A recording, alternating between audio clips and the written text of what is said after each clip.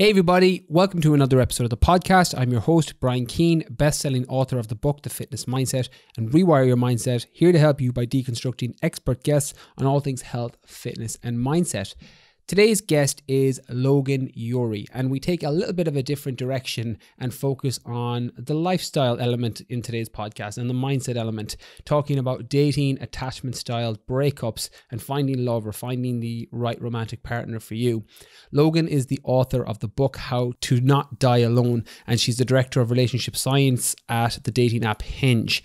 Today's conversation was one of my most enjoyable conversations around this topic, and we go through everything from why dating is harder now than ever before and how to understand the challenges of modern dating to the 3 dating tendencies. So to give yourself an idea on, are you a romanticizer, are you a maximiser, or are you a hesitator, and how that ties in with your attachment style, something I've touched on in previous podcasts about, are you anxious, are you avoidant, are you secure, and how those two things merge to decide what kind of person you are on the dating scene or in relationships or in marriages.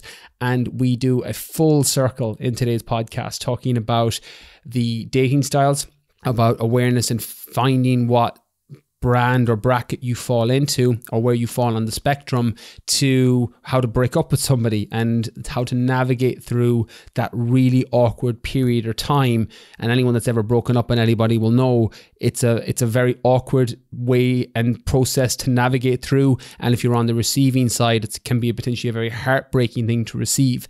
And then we go full circle towards the end on finding the right person for you and what you need to be looking for and how to avoid your prom date or the person that looks good in pictures, and how to find the slow burn, the person that you're going to have longevity with.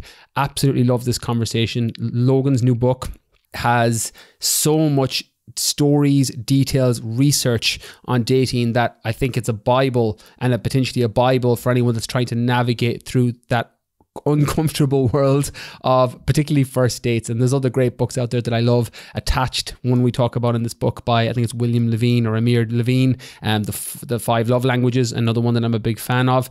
But today we go deep on dating, we go deep on breakups and relationships in general. So if you have ever been on a first date, if you have ever been in a relationship, if you've ever been on the receiving or giving side of a breakup, then you're going to enjoy today's conversation. So without further ado, here is Logan Ury on dating, attachment styles, how to break up with someone and finding love. Enjoy.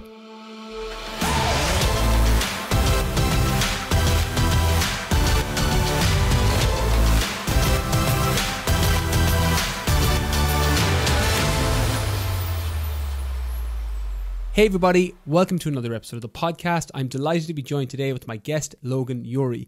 Logan is a behavioral scientist turned dating coach and the author of How Not to Die Alone. As the director of relationship science at the dating app Hinge, she leads a research team dedicated to helping people find love. After studying psychology at Harvard, she ran Google's behavioral science team, the Irrational Lab. Her work has appeared in the New York Times, The Atlantic, Time, The Washington Post, GQ, Glamour, Vice, and on HBO and the BBC. I'm looking forward to talking all things dating, attachment styles, breakups, and finding love in today's episode. Logan, welcome to the podcast. Thank you so much for having me. I can't wait to get to know you more and to hang out for a while. Logan, I've been so excited since we arranged this podcast, since we arranged the date for the episode, because your book, I had a proper deep dive into it over the weekend, and I just can't wait to unpack it for the audience because there's so much value in here. But before we do that, can you tell us a little bit about your backstory and kind of what led you down your current path of becoming a dating coach, you know, working at Hinge and doing everything that you're doing currently? Absolutely, yes. And so for a long time, for many years, I've had these 2 interests. I've had this love for psychology and the science of decision making, what's known as behavioral science. And on the other hand, I've had this interest in dating, relationships, sex. And so after college, I pursued the first one and I worked at Google and I helped lead a team called the Irrational Lab. And this was all about taking what we know about how people make decisions. So why do people start signing up for a product and then leaving it? Or what makes people open one email and not the other? And I worked closely with the behavioral economist, Dan Ariely. And I should say, we did a lot of projects with the Google team in Dublin and my manager at the time, Anne Marie Farrell. is Irish. And so anyway, just mentioning that we spent a lot of time in Ireland for that project. But, while I was working at Google, I was single and I was struggling with dating. Tinder had just come out and I was really trying to figure out, how do I navigate this challenging new worlds of online dating apps? And so what I've ended up doing for the greater part of the last decade is applying those two things. And so I take the psychology of how people make decisions and I apply it to dating to help people get into great relationships. And so first I was at Google. Then I ended up going to Airbnb, where I worked on things like user trust and booking. Then I worked as a resident at TED. I've been working as a dating coach. And then over the last few years, I wrote my book about how to find somebody. And I also now work as a researcher leading a team at Hinge. I love it. And I said to you just before we went on air that when I was going through the book, I was thinking when I was single, I'm like, this is literally a reference point for everything. And when we dive into the dating tendencies in particular, because that was the point that I think if I had that knowledge when I was single, it would have made such a huge difference. But before we do that, talk to us about why dating is harder now than ever before. Yes. And so this is one of the controversial chapter titles of the book, Why Dating is Harder Now Than Ever Before. But I really think it's true. And so, yes, it's easier to meet people. You can go on a dating app and see hundreds or potentially thousands of people that you could match with. But it becomes really hard to know, who should I choose? Who should I commit to? Should I stop now or should I keep looking? And so really, there's all this pressure. There's this concept of the paradox of choice, where too much choice really overwhelms us and leads us to either doubt our decisions or to feel so stressed that we make no decision at all. And so that's really one of the biggest ones, is all the choices. Another thing is that we have higher expectations than ever about what we get from our partners and about what we get from relationships. And so people used to go to their communities, their siblings, their parents, their friends for all different things. And now we expect our partner to be our best friend, our co-parent. We expect them to fulfill all of these different roles in our lives. And at the same time, we expect to have these transcendental, transformative relationships where all of our greatest needs and desires are really self-actualized in this one relationship. And so higher than ever number of choices, higher than ever expectations on one partner, and higher than ever expectations of relationship, it really leads to a recipe for stress. I'm very curious, just from your own expertise, Logan, when it comes to a kind of a misconception around relationships in particular, is the expectations being misaligned one of the major things you see, or is there something that comes above that? Yes. So in the book, I have this framework called the 3 dating tendencies, and these are the most common dating blind spots I see. And so as a dating coach, people would come in, of course, pre-pandemic, sit on my couch and tell me, these are all the problems that I'm struggling with. And what I found was that even though these dating coaching clients came from a lot of different walks of life, a lot of them suffered from the same issues. And that's what I've categorized into this 3 dating tendencies framework. And each of those has to do with unrealistic expectations. And so the first one is the romanticizer. They have unrealistic expectations of relationships. The second one is the maximizer. They have unrealistic expectations of their partner. And the third one is the hesitator. They have unrealistic expectations of themselves.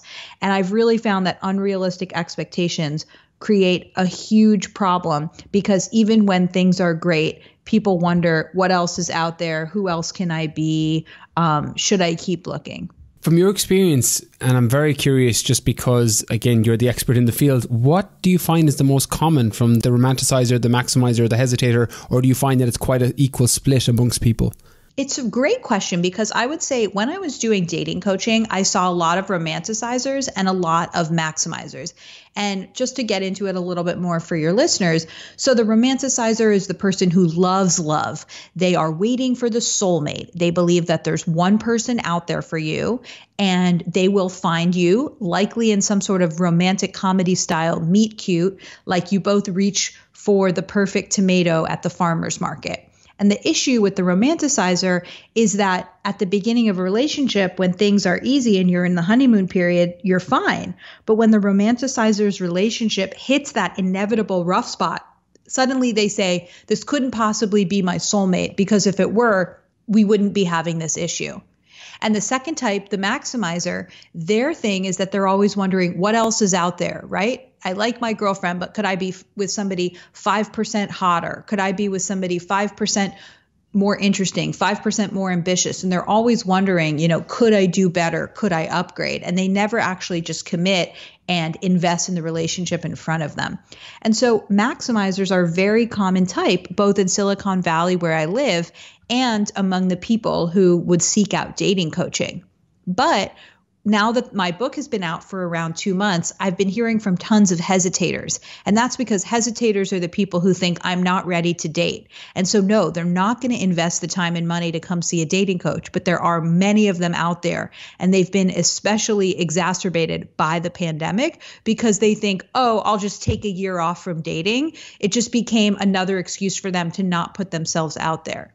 In that chapter of the book, you talked about discovering your dating blind spots, and that's exactly how I felt when I was reading it. I was, thankfully, we'll talk about attachment styles later, a little bit more on the anxious side and being a maximizer. And I think had I known that 4 or 5 years ago, it would have made a huge difference, because you would have realized that, oh, this is me. It's I'm the problem, not realizing that, it's not the relationships that are the problem, you're the common denominator. But what do you think, Logan?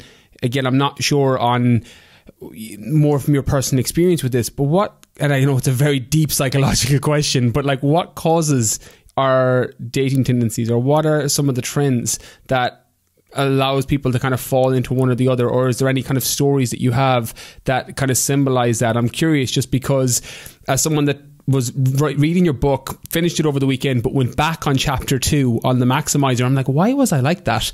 Was the inevitable question that came. Is that something that you've came across in your line of dating coaches or coaching with people? Well, Brian, I have to say I'm not surprised that you're a maximizer. I mean, I don't know you, but just from the fact that, you are a go-getter who has a podcast, obviously, you're big in the fitness and wellness and self-development phase. And a lot of people in that realm are maximizers because they go through life and they say, I'm going to do research. I'm going to improve my life. I am going to get 5% fitter or 5% healthier, which is great. I love self-improvement. I'm very drawn to that community as well. But when it comes to our partners, it's just something different, because if you always think, what else is out there? How can I upgrade? You're not actually looking at the person in front of you, valuing who they are, and investing in the relationship. And that's actually one of the biggest issues among maximizers, that they think that there's some sort of percentage, like it's 99% choosing the perfect person and then you're set. Well, that's not true. It's maybe, I'm not going to throw a number out there, but it's some percentage who you choose, and then it's another big percentage about making it work.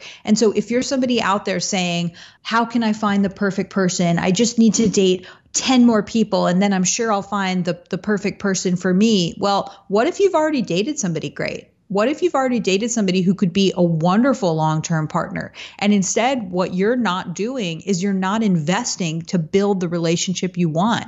And so my advice for that person is, you can have high standards, you can have high expectations, but at a certain point, you need to choose someone, you need to invest your time, energy, resources, and you need to build that relationship instead of waiting for the perfect person to just come along. That's fantastic advice. And one of the stories that I had to tell myself, and I did this with business and fitness, was, grass isn't greener on the other side. Grass is green on the side that you look after. And yet it's very easy to forget that when it comes to dating and when it comes to relationships. You've given me a nice little kind of tie-in with the romanticizer and the fantasy style and how Disney has lied to us. Talk about how to overcome the romanticizer tendency. Yes. So for the romanticizer, I completely understand why people are like this. If you start looking around for clues in our society, you'll see that romanticizer philosophy is all around us. Disney movies are all about the prince will find you and he'll give you the kiss and he'll save your life and you'll get married. Or Prince Eric will hear Princess Ariel's beautiful singing voice and she'll save him from his shipwreck, and then they'll be meant to be and they'll live happily ever after. And so we're getting all of these cues that love is about finding one person. When you find your soulmate, it'll be effortless. Love will be passionate, great sex for the rest of your life without putting any work into it. And so we're really bombarded with this idea of what love should quote unquote look like.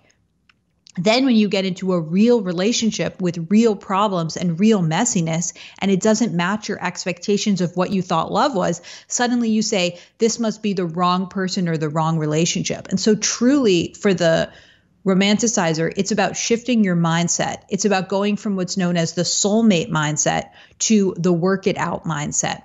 The work it out mindset is the idea that relationships are work. If you feel like it's work, then you're doing it right. And that, of course, you need to apply effort to get the results you want. It's not just that there's a magical person out there, and if you had found them, then it would be easy. And then when it comes to the opposite end of that coin, the maximizer, so don't let perfect be the enemy of great, I know is the line that you talk about. How would one overcome the maximizer? Because I know from my audience and from talking to people, and I am far outside this realm of expertise, this is you, Logan, all the way. But in terms of my experience of chatting to people, most previous episodes of the podcast where we've touched on different topics, people tend to fall into romanticizer or maximizer, even though they're not the language we've used that I think we'll definitely use going forward. But speak about or talk about how to overcome the maximizer tendency then for people. Absolutely. So yes, for the maximizer, I said this a little bit, but I can really drill down into it, which is instead of thinking, there's somebody out there for me who's perfect and I just need to keep dating. I just need to do more research. I just need to switch to this app or go on this type of date, and then suddenly I'll find this perfect person. What if you actually change it and you say, I could make a life with many people. There are many great potential partners for me. And what I really need to do is choose one of them, invest in the relationship, and build it into something great. And so what you can do is you can look back and you can say, is there somebody that I've already dated who would have made a great long-term partner? Who is that person? That person now becomes your meaningful benchmark. That becomes the person who sets the bar for who you want to be within the future. And the next time that you meet someone who you like as much or more than that meaningful benchmark, you should commit to that person and try to build a relationship with them and make it work. And the reason behind this is something called the secretary problem. And this is a mathematical riddle that basically says to you, if you were hiring a secretary and there were 100 candidates and you had to go through each one at a time, and after each one say yes or no, what's the point at which you should stop looking? You don't want to stop too soon because maybe you don't know how great the rest of the candidates are. You don't want to stop too late because what if all the good candidates have stopped you by? Have passed you by. And so the mathematically correct answer here is that you go through the first 37 secretaries, you figure out who the meaningful benchmark is, and then you hire the next person who is as good or better than that meaningful benchmark. And if you do the same thing in dating, you'll realize that you've likely already dated somebody great. And the next time you find someone who you like as much or more than them, it's time to invest in that person. Stop focusing on the grass is always greener and start focusing on, as you said, watering the grass in front of you.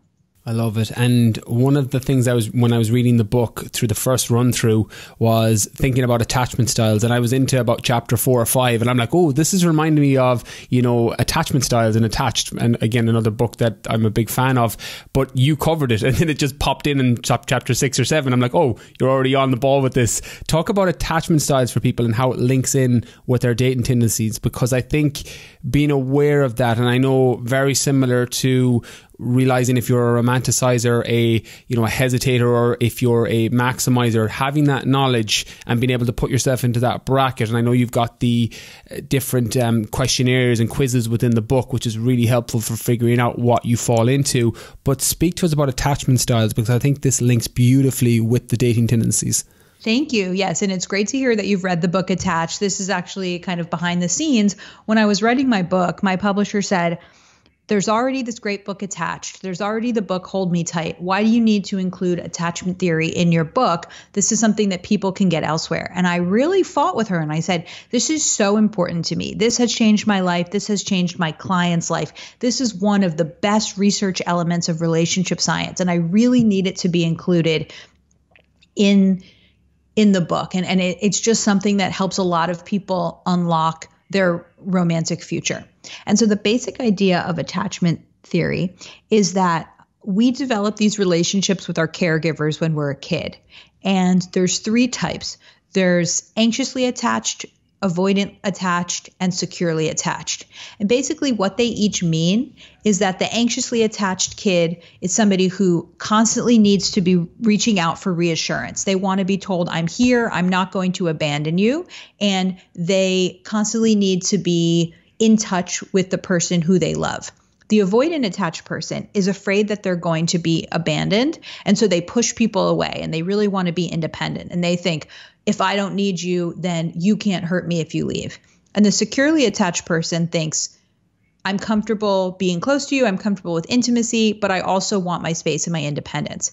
And so this started with developmental psychology, with looking at babies and their moms. But over the last 60 years, it's really turned into something that can be applied to adult romantic relationships. And so if you think about each of those three types and how they act in relationships, you probably start to recognize some of your behavior, your friend's behavior, even the behavior of your exes. And so that anxiously attached person, they're the ones texting you, Brian, have you landed from your flight? Brian, why haven't you texted me? Brian, what's going on, right? Constantly want to be in touch with you and want reassurance that you're not going to leave. Somebody who's avoidant attached, they might say, Brian, I really need my space, or Brian, I need to focus on work. Brian, you have this annoying habit that I'm going to pretend is a deal breaker, and so I'm going to push you away. And so they're always looking for space. But the person who's securely attached, they're in the middle. And so they do want to spend time with you, but they also want to spend time with themselves. They want to feel close to you, but they're also not going to smother you. And so securely attached people really have this great balance in between the two.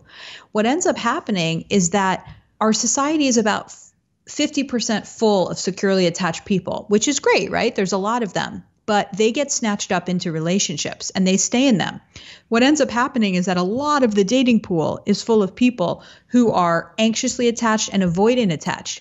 These people then start dating each other. This can be kind of a disaster because they are reinforcing each other's worst tendencies. The avoidant attached person says, you're going to smother me and I'm not going to have a life. And the anxiously attached person is saying, you're going to pull away from me and I have to chase you. And so they keep reinforcing each other's worst tendencies. And often it's not until those people can work on becoming secure themselves or they can find a secure partner that they actually break out of that really dangerous loop and they can find the relationship that they've been seeking.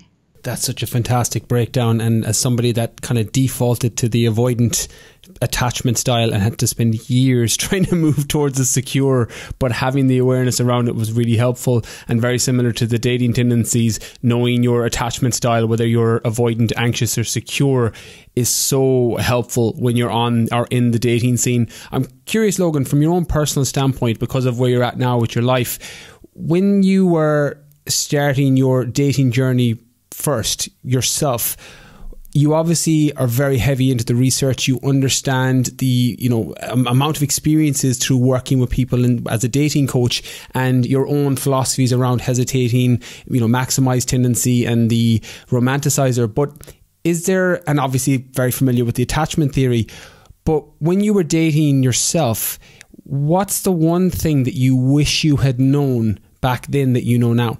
Brian, I'm happy to answer that, but I'm fascinated to hear that you recognize that you had avoidant attachment tendencies and that you were able to work through them. And I think I would be personally really curious to hear, how were you able to do that work? Because I know a lot of people read my book and listen to my talks and they say, I recognize myself in this, but I don't know how to make the change.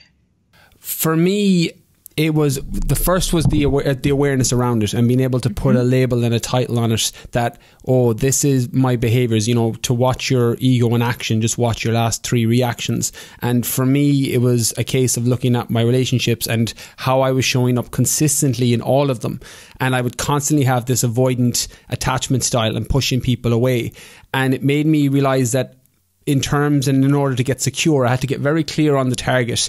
And once I had the language of avoidant and secure, I knew where my starting point was and I knew where I wanted my finish point to be. So a lot of it in between was different books, different podcasts, doing the self-work and looking internally and asking, what are the insecurities that are making me push people away? Why can't I let people close? A lot of it for me was down to kind of self-worth issues, not feeling like I deserved it for a multitude of reasons. And once I was able to kind of get to the root of that and digging down, now I'm compressing 4 or 5 years in a few short sentences. But once I was able to get to the root of some of the self-worth issues and some of the insecurities that I had, and the language that I was able to put in it, and understanding where my starting point was and where I wanted to go, that work and navigating through, and then, you know, when you found the right person, it was a combination of finding the right person mixed with me being the right person in the right place at the right time, a combination of everything.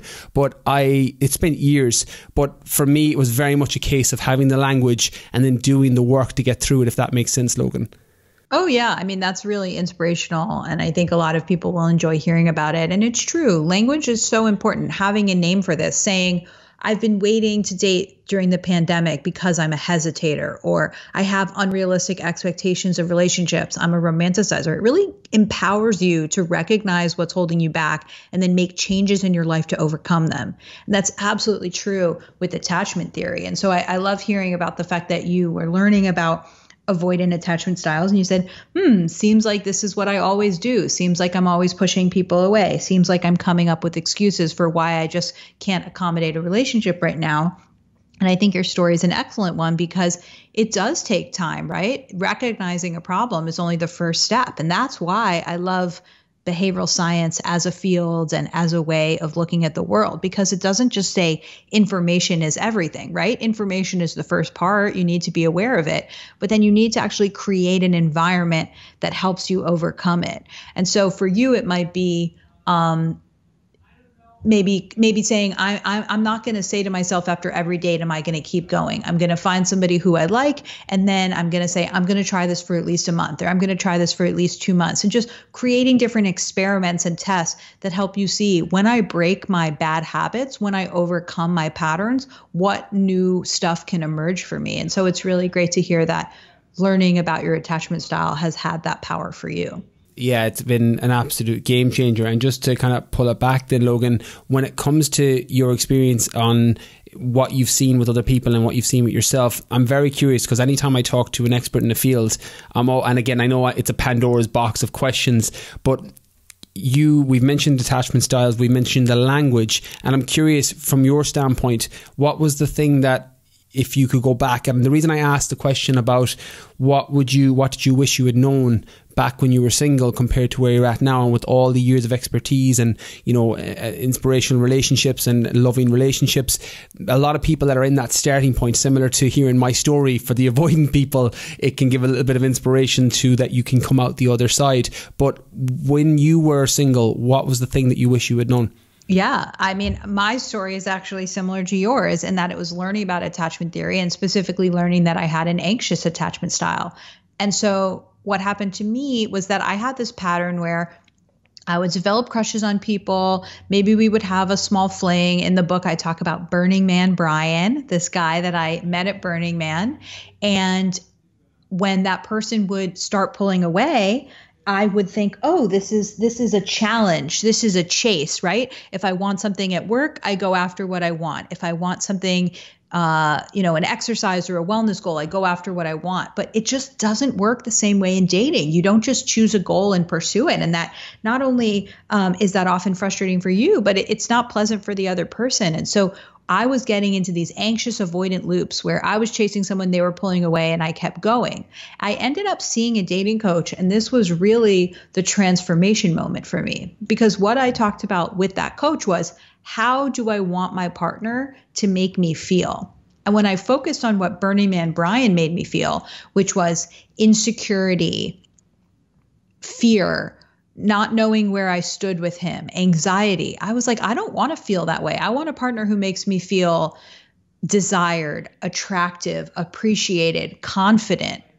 And so that helped me understand that Burning Man Brian and the excitement he was giving me was actually anxiety that I was mistaking for chemistry, and that there was somebody at work who made me feel the way I wanted to feel, which was this guy, Scott, who I had met in college 7 or 8 years before, who I had reconnected with when we were both working at Google.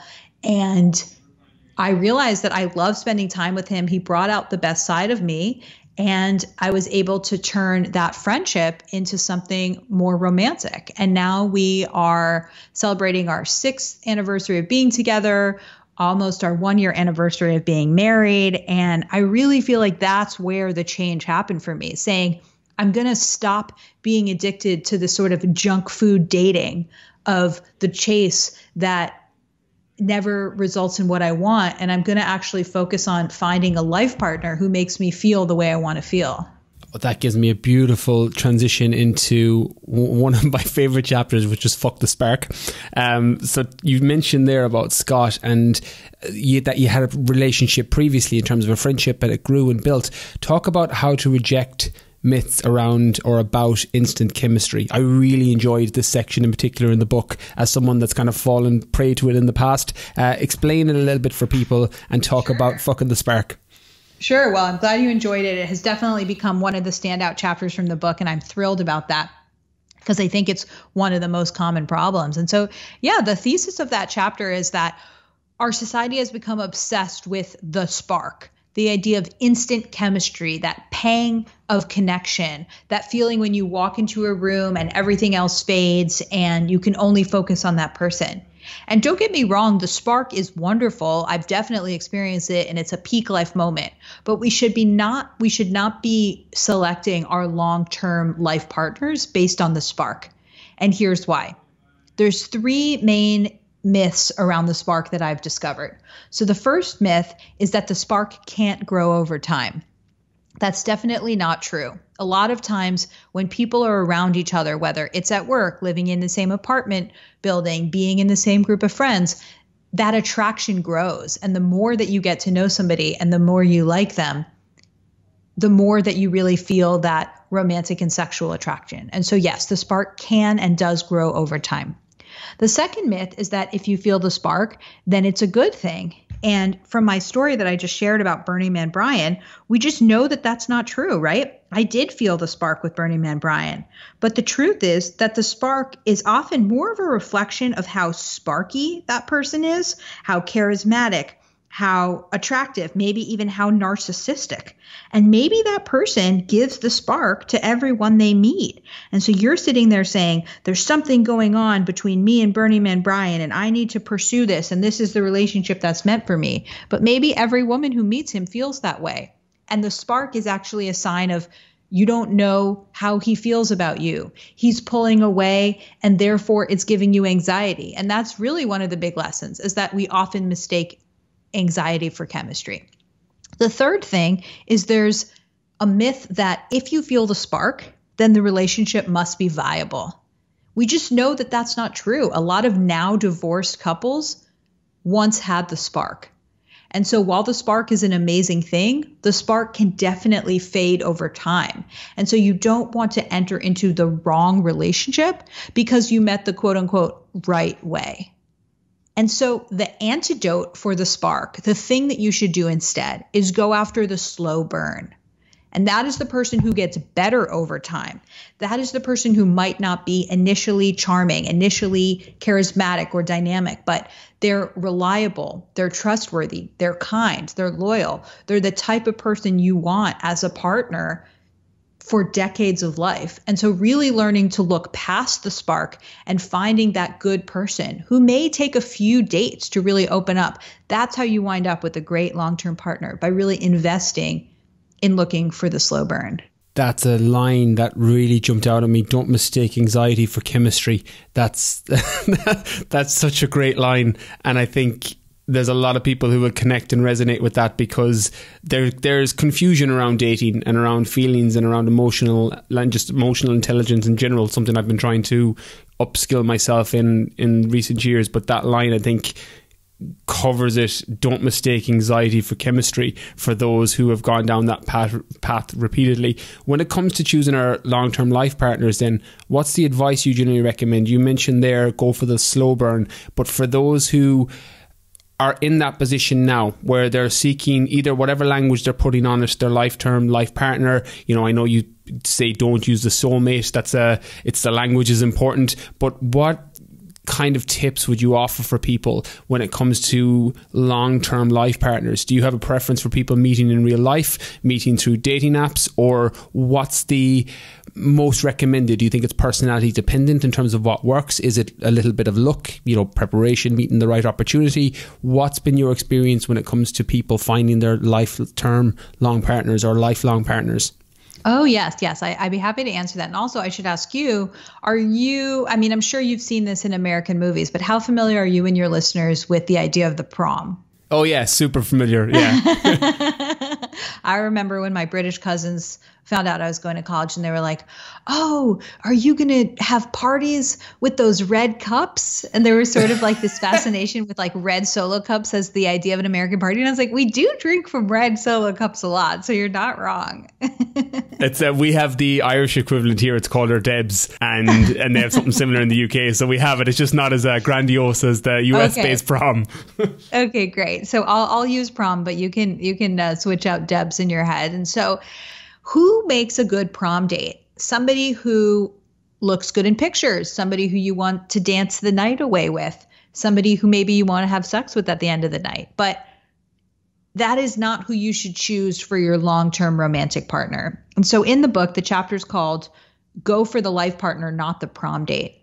And so what I see happening in my dating coaching is that people start when they're 15, 16, whatever, looking for that prom date type person, and they don't grow out of it. At 26, at 27, they're still looking for that type of person. And so you need to make, kind of similar to what you said about understanding your own attachment style, you need to make a concerted effort to say, I know that I have this tendency to go after people who are immature or not ready to commit or unreliable. And I'm going to actually shift and focus on prioritizing different things. And that's what it means to go after the life partner.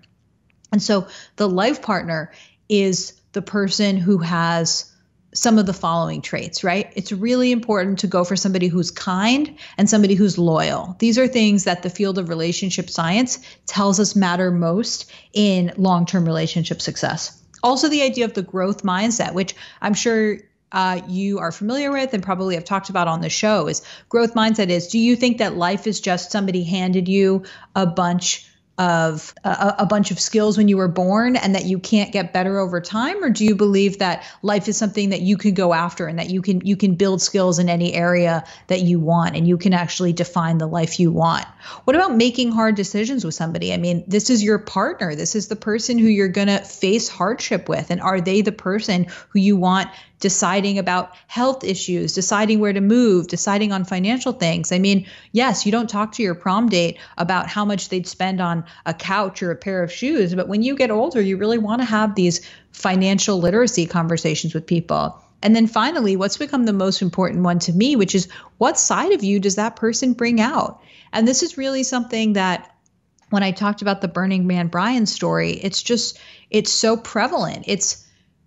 We focus on the chase, we focus on the wrong kind of person, and we never realize this person makes me feel depressed, this person makes me feel bad about myself, this person makes me feel de-energized. And so really, it's time to shift away from looking for the prom date, and it's time to really focus on finding that life partner. Embarrassingly, as soon as you say that, it reminds me of, again, I suppose I probably still have a little bit of an emotional attachment to this, even though it's definitely a past version of myself. But one of the things I used to do was I would always focus on the prom date. So I was when I think of value ladder, I had looks very, very high up on my value ladder at the expense of basic things, kindness, personality, sense of humor.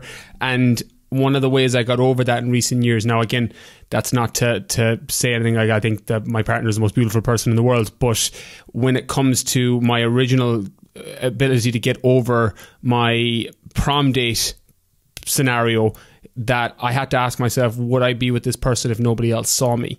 And that eliminated, I'd say, 99 out of 100 potential dates of people that I would consider being with. And that's something I had to do in my mid-20s. And it, again, when you're thinking dating, you're thinking filtering. Like, what's your filter? What are you looking for? And that one question eliminated about 99% of all potential possibilities for me, because if nobody saw me with them, I'm like, well, I wouldn't be with this person.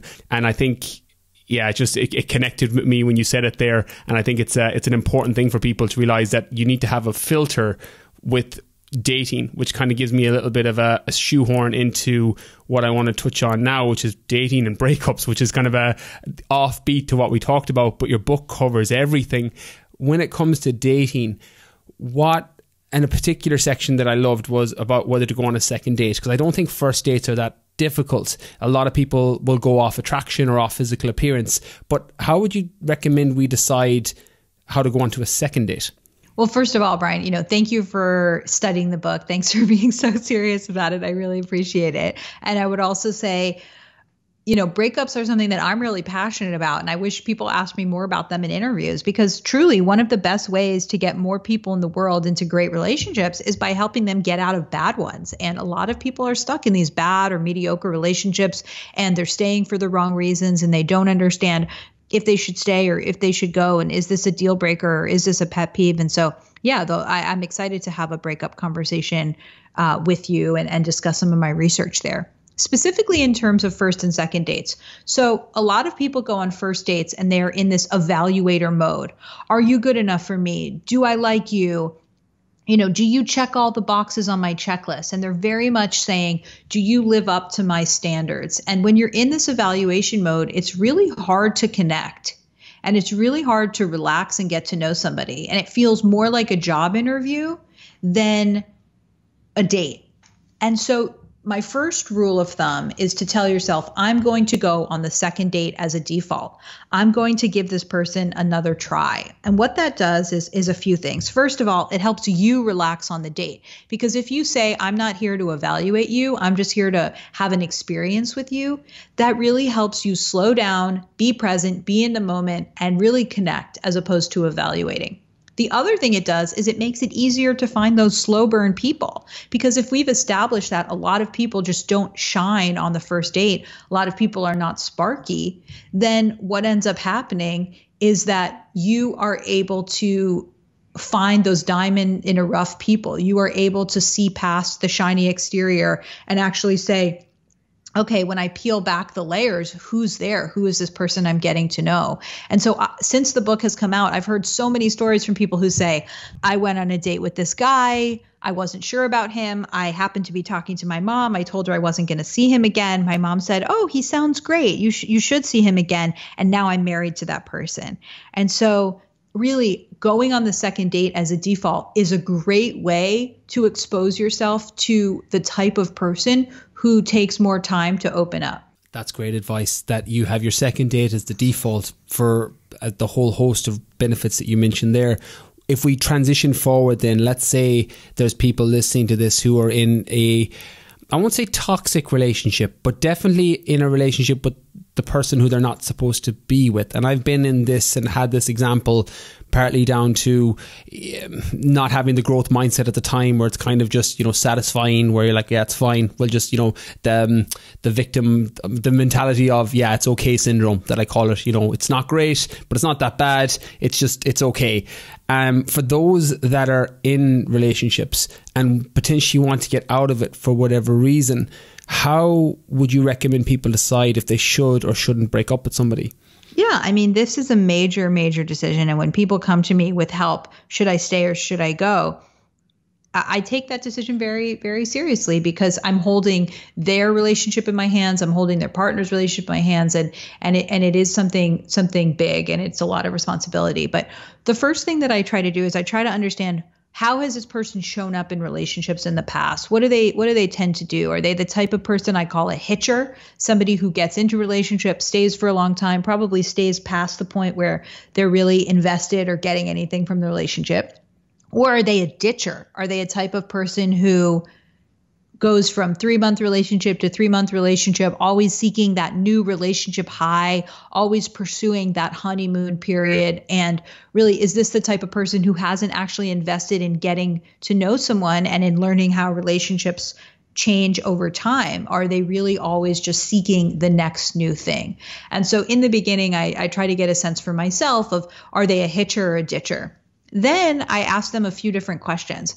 I try to understand, is there something else external going on? Is there something where, maybe your parent is sick and this is affecting the way that you're showing up in the relationship. Did your partner just lose their job? Is it making it harder for them to be present? What else is going on? And is that something external and temporary that could get back to normal? Because you don't want to leave a great relationship just because it's going through one of those inevitable rough patches. Then I ask them my favorite question, which is the wardrobe test. And so, Brian, I don't know, are you dating anyone right now? Is this something you talk about on the show? Oh, yeah, I don't touch about it too much on the podcast, but yeah, I've been in a relationship for a while. Okay, well, I'll ask you this question and you can say yes or no. I know you read the book, so you're familiar, which is, if your partner were a piece of clothing in your closet, what would they be? Oh, it's gym gear. Really? Yeah. Well, tell me what that means to you. Loose, easy, reliable, know what you're getting, driven exactly towards what, you're getting, what you signed up for. Like, a lot of things came to me when I got to that section of the book. But yeah, that's kind of what comes to mind with me when it comes to the wardrobe question or the closet question. Oh, I absolutely love that. And I'll just share with your listeners that I'm looking at your image on Skype, which is you in a tight-fitting white gym shirt, and you look very happy and very fit.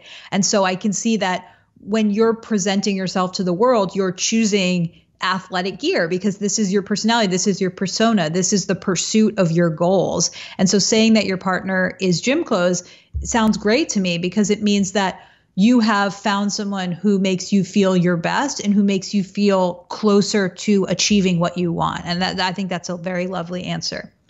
When I speak to people who are considering breakups, sometimes I hear not so lovely answers. I hear, my boyfriend is a sweater, he itches me.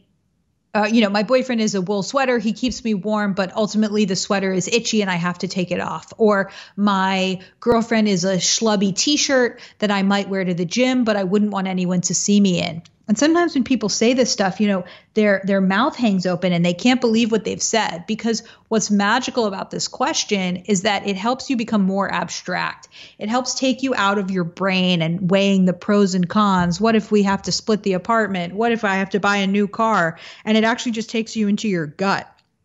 How do I feel about this person? How do I feel about the relationship? And so sometimes that's really what people need. It's that moment of recognition with themselves of what's actually going on. And so the wardrobe test question, although it's not something that I've scientifically proven with thousands of interactions, I can tell you anecdotally through my work and through the book, it really helps a lot of people focus on, should I stay or should I go? And so that's the first part of the work. It's understanding if you want to stay in the relationship and invest in it, or if you want to end the relationship and move on. Once people do this, the next step is the breakup itself. And this is very challenging, but what I recommend people do is what they would do if they were trying to hit any goal of theirs, because now breaking out of the relationship is their goal. And so you have to make a plan. You have to be thoughtful about when and where you're going to do it. You have to understand, where are you going to go after the breakup? Who's going to take care of them?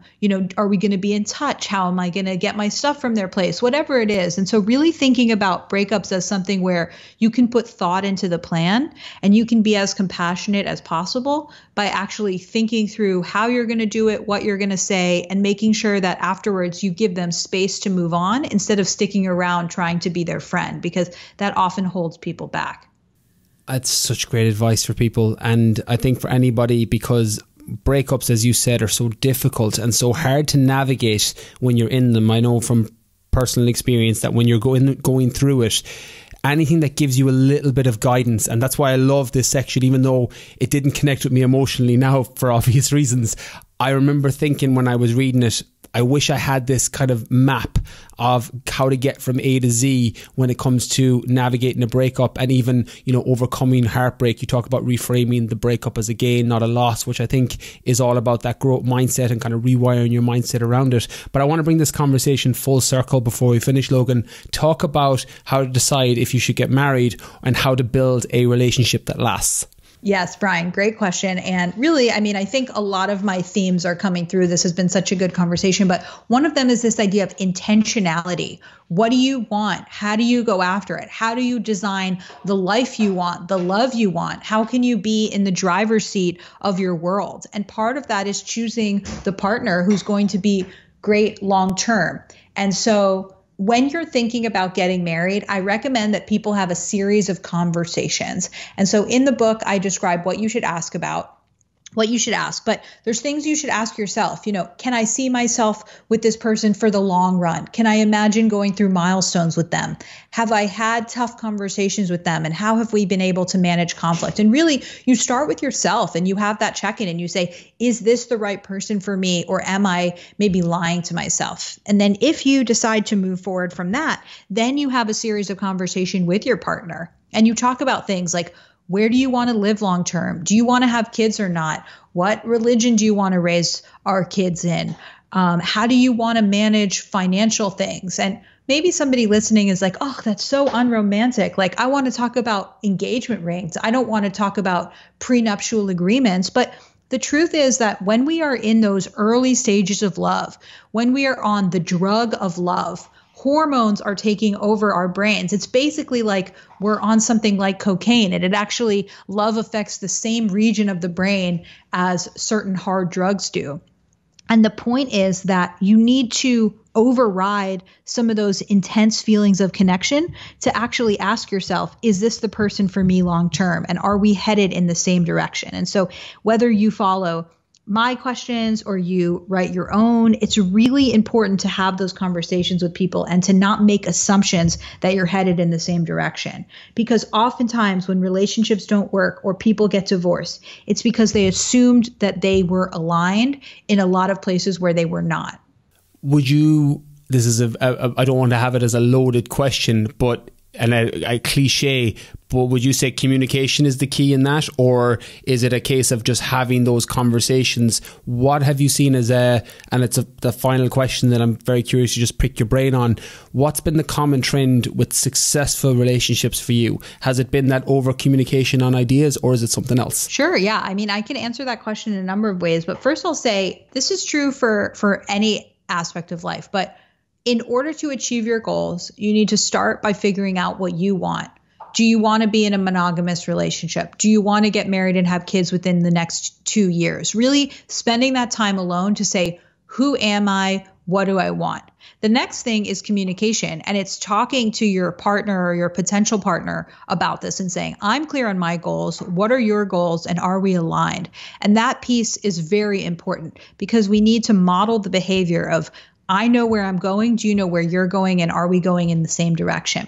The third piece is actually listening to the other person's response. This is something that people get wrong all the time. They say, I know I'm looking for something serious. Are you? The other person says, well, I just got out of a relationship and I don't want to commit too soon. And then you sort of ignore your own goals and you say, oh, yeah, that's fine. I'll sit around waiting for you. And so it's not enough to just know what you want and ask for it. You actually have to listen to the person's reaction and see if you are on the same page. And don't allow yourself to ignore the signs. If somebody says to you that they're not ready, believe them the first time. Don't try to change them. Don't assume that you'll convince them otherwise. Move on and find somebody who wants the same thing as you. And so when it comes to finding a partner, it's really important to be clear on your own goals and then ask the other person what their goals are. I love that. What I'm hearing you say is clarity on what you want, communication with them, and then listen to their response. I think that's a brain tattoo that I'm going to keep on my head and keep on my mind, just as a way to navigate through, my relationship, and just advice that I'll even offer people. Well, the advice will be that I send them to your book, Logan, but when it comes to like friends and conversations with people, Logan, I have enjoyed this conversation so much. As I said, I've been dying to have this chat since I did a proper deep dive into your book over the weekend. Can you tell everybody listening where's the best place for them to pick up the book and check it out, and where can they follow you online? Where's your best social media platforms, the website, any of those links you want to give now? Absolutely. And Brian, thank you for being such an engaging well-prepared interviewer. I really enjoyed our conversation. And yes, of course, people can check out the book. It's called How to Not Die Alone. It's available wherever great books are sold. They can follow me on Instagram and Twitter at Logan Ury. If people are curious about their dating tendency, are you a romanticizer, a maximizer, a hesitator? They can take the quiz on my website, loganury.com. And for everybody listening, I will link everything Logan said there in the show notes on bryankeenfitness.com and in the description wherever you're listening to podcasts. So click on through, pick up the book, check out the quiz, follow Logan on Instagram. Logan, thank you so much again for your time. Thank you so much for writing the book. And thank you so much for this conversation. I've got so much from it personally. So thank you again. Yay. All right. It was my pleasure. Have a good one. So there you have it. Logan Ury on dating, attachment styles, how to break up with someone and finding love. This was a very enjoyable conversation. I hope you enjoyed it as much as I enjoyed recording it. I learned a lot even through this one. I am definitely going to be going back on it several times. And I'll be making notes and references in the book. As I said, I did a deep dive at the weekend, but I'll definitely use it as a reference point going forward. As always, if you enjoyed today's podcast, be sure to leave a review. If you're on iTunes, hit that review button, hit that rating button. That helps massively with the podcast. If this is your first time listening, hit the follow or subscribe button for podcasts coming every single Monday. And if you want to find my top 3 takeaways from today's podcast, just head over to the website, bryankeenfitness.com, scroll down to the bottom of the homepage and sign up to my weekly newsletter where I break down my top 3 takeaways, and you get it in your inbox on Thursdays at lunchtime. And it's going to be an interesting one this week. I need to think on this one because there's a lot of food for thought with today's episode with Logan. So that's everything from this week. Catch you all next Monday.